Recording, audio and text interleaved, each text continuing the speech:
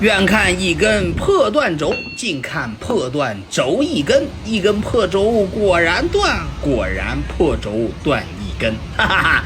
眼镜大叔的维修操作有没有多多少少翻车的时候呢？答案是当然有啊。俗话说得好，常在河边走，哪有不湿鞋，对不对啊？人非圣贤，孰能无过？有点翻车那也是正常。不过这一期的维修操作看完之后，你会觉得眼镜大叔这一期的翻车项目可能多多少少还有一些抢救的余地。来了，各位。大部分的朋友可能都会这样问：东西都锈成这个样子了，而且还是断的，还有必要维修吗？答案是肯定有啊！我也是最近才知道，原来在巴基斯坦呢，民间也有特别多的这种报废配件回收行业啊，有人干这个。有些东西修复之后是可以当做二手部件呀，以较低的价格卖出去的啊。我想在座的各位朋友可能也买过各种各样二手的物品啊，你比如，那踩坑的有没有？举个手我看看。评论区我每条基本上都看啊，只不过是回复不过来。说说你的踩坑经历，让我高兴高兴。好了，废话少说，咱们进入正题。来到车间当中，首先要处理的当然就是这根半轴断裂较长的这一面啊。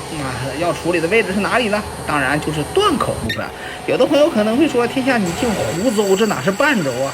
你想想拖拉机的半轴长什么样子啊？有一点呢，那是不得不承认，就是眼镜大叔这几年凭借自身过硬的机加工技术啊，的确那也是好起来了啊。视频没少拍，设备呢已经是换了2茬了。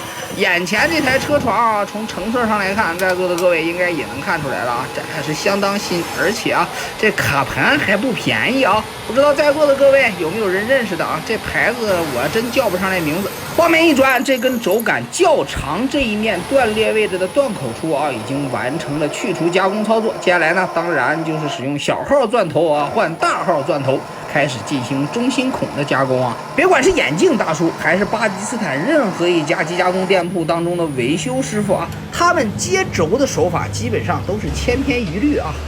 跟这一期接轴的方式呢，没有什么太大的区别。那你别管它用不用，接法它基本上都是一样的啊。行了，这个轴的断裂的位置和中心孔啊，已经完成了加工操作。接下来呢，就开始加工这一根已经提前准备好的圆钢。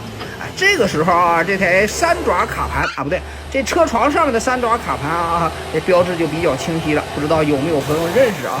可能有的朋友会说啊，这圆钢就准备好了吗？现成了吗？当然啊，你说拍视频不做一点准备工作，这也说不通，对不对啊？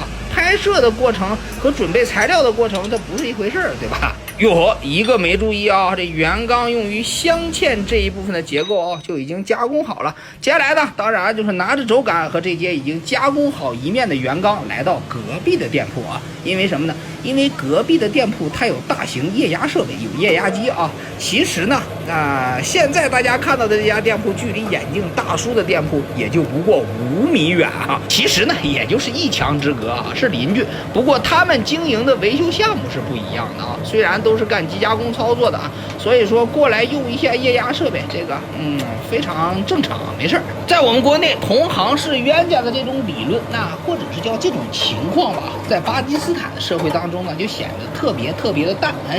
这一点其实这么长时间以来我也理解不了。行了啊，咱们还是回到视频当中吧。现在呢，这2个部件的衔接工作呢算是完成了，接下来呢就准备开始进行焊接操作了啊。怎么办呢？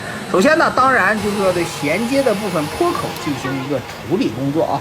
眼镜大叔的焊工，说实话，那也是一般人比不了的啊。不信你就看看他等一下焊出来的焊口。不知道在座正在观看视频的各位朋友们当中有没有老焊工？来看看眼镜大叔这焊口怎么样啊？反正我觉得呢，比我焊的是强不少啊。不过啊，现在接是接起来了，整体轮廓呢差的也并不多。那这一步的加工操作啊，对于眼镜大叔来说就并不难了。要加工出来相同一模一样的结构，那也就只是时间的问题啊。所以说咱们也就没有必要去看了。转眼之间呢，焊口部分以及轴身本身的尺寸造型啊，就已经被加工好了。接下来呢，首先就是要挑前端的这个螺纹啊。说实话，使用车床来加工螺纹这项操作，或者叫这项技术啊，跟眼镜大叔呢也算是学了一手。不过估计是很难有实际操作的机会了。首先呢，使用记号笔在要加工螺纹的工件表面涂抹上一层颜色啊，然后呢，把车床切换成螺纹档位，然后啊就可以按照档位进刀进行加工了啊。这个过程当中，颜色起什么作用呢？就是把颜色车的基本上看不到了，哎，螺纹就车好了啊。我这样说可能稍稍有一点笼统啊，那对于间距比较宽的螺纹呢，留下的颜色宽度基本上就是螺纹间距的宽度啊。这样解释各位应该也能明白啊。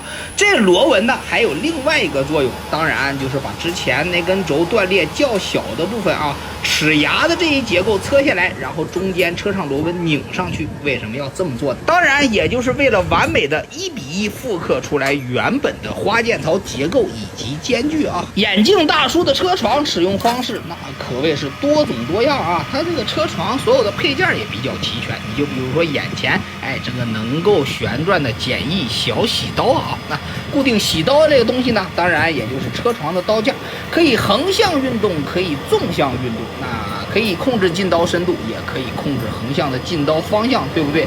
那有的朋友可能会说啊，天下这刀架虽然能横向移动，能前后移动，但是啊，它没有办法很精准的移动弓箭。刚才不是给你留了一个齿轮吗？啊，把这刀对好了再动，那位置应该就没有太大问题了。可能啊，有的朋友这个时候会说，哎，天下眼镜大叔翻车的地方在哪？别急啊，马上就能看得出来了。使用这种方法进行花剑槽的加工，那属实是相当耗时间的啊！这一圈全部都加工完，没个个把小时是下不来的。翻车的地方在哪里呢？各位仔细看这间距，那好像有点不太均匀，对不对？